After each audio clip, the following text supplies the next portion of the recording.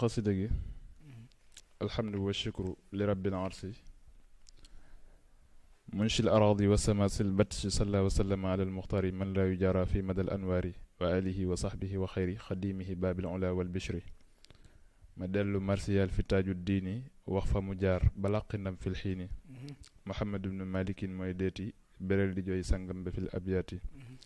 cheikhu shuyuuxi sayidul abtaali bahrul bahori fatihul aqfaali haaja shtiyaaxu kelkeli wan xalla dam ani li xubbi sayidi man walla mbiram lu siiw la doomi cheikh yi bamba borom gota ngaa bu ko teeñu yan ba askanu mbàkkeeg njaxatey cosaan ya moo doon mbóot ya boole ko kiimaan ya maam soxna fat jaxate jël na ndam ya mooy waajuram dàmme na mboolem cër ya cheikh Modou Anstaay maam jotey yaaram ba saadix ba jël njaboot gi jébbal bamba looloo waral sëtam yi jiite yoon wi ay ati at te ñëpp xam doxin wi ca ama jël sa sin la feeñ fa njaareem fii laylatul jumaati ñëpp di ko yéem diggiw tabaski fukki fan ak ñeent mooy taarixab juddam ba lii dum lënt bàmbaa ko tudde turu yéem way xam ña